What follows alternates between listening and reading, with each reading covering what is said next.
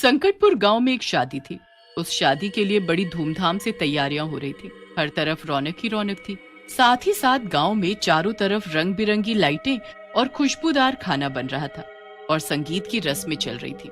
ये शादी किसी और की नहीं, संतोष की थी, जिसे अपनी शादी का बरसों से इंतजार था। संतोष के घर वाले खुशी से फूले नहीं समा रहे थे। अरे चलो भाई, बारात लेकर जानी है। इतनी देरी करोगे तो फिर खतरा बढ़ता चला जाएगा। जल्दी जल्दी सब तैयार हो जाओ, हमें बारात लेकर निकलना है। सब सामान पैक कर लो, ठीक है? बारात जाने वाली है। हाँ हाँ, सही कह रही हो भाग्यवान। हमें जल्दी से जल्दी यहाँ से निकलना होगा और लड़की वालों के घर पहुँचना होगा, वरना जंगल का रास्ता है, कुछ भी हो सकता है। चलो, बारात तैयार है। संतोष का दोस्त राजीव भी शादी में आया होता है। राजीव को इन सब की बातें बड़ी अजीब लग रही होती हैं। वो घूमते घूमते संतोष के पास जाता है और धीरे से उससे पूछता है, ये क्या बातें कर रहे हैं? मुझे तो कुछ समझ नहीं आ रहा है। अरे सुन संतोष, तेरे घर वाले इतना क्यों घबराए हुए हैं? रास्ते में डाकू वाकू मिलते हैं क्या? हाँ? जिसका डर है तो अपने मम्मी पापा को बोल दे, उनके साथ एक सिपाही भी बाराती बनकर जा रहा है, उन्हें डरने की जरूरत नहीं है। ये सब मजाक नहीं है। काश तू कुछ कर पाता, पर तेरे सिपाही होने का भी कोई फायदा नहीं है। ये कुछ अलग ही बात है। उसी बात से मेरे मम्मी पापा परेशान हैं और इतनी जल्दी जल्दी काम कर रहे हैं। परेशान हैं? मतलब ऐसी कौन सी चीज है जो इनको परेशान कर रही है? मुझे भी पता चले थोड़ा। सुन, मंडप की तरफ जाते वक्त रास्ते में एक जंगल पड़ता है जहाँ बहुत अंधेरा रहता है। ना वहाँ कभी बत्ती रही है और ना कभी किसी ने बत्ती लगाई। सुना है जिसकी भी बारात उस जंगल के सामने से निकलती है, उसकी बारात में एक चुड़ैल आकर नाचने लगती है।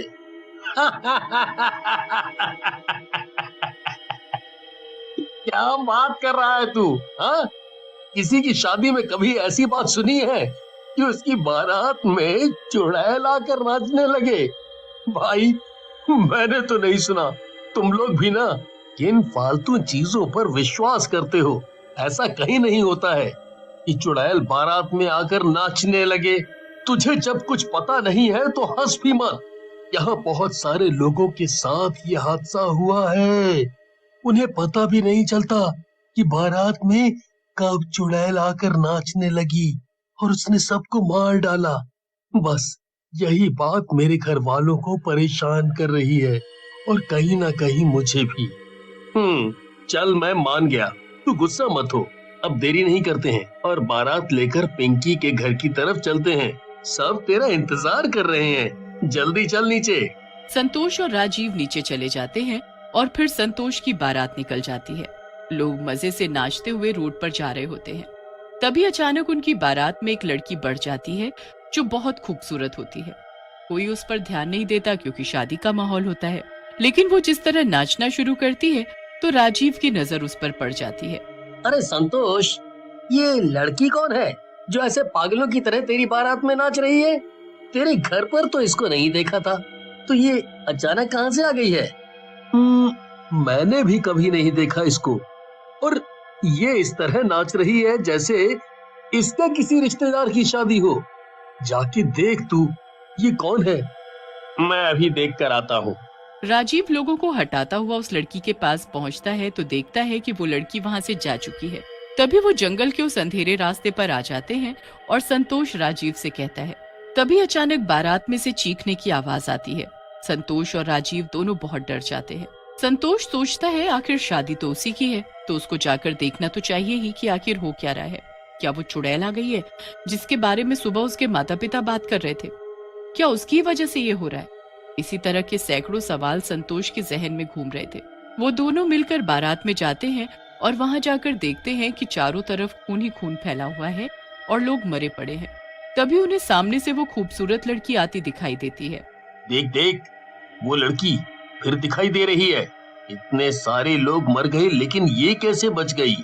कहीं यही तो वो चुड़ैल नहीं जो सबकी बारातों में आकर नाचती रहती है?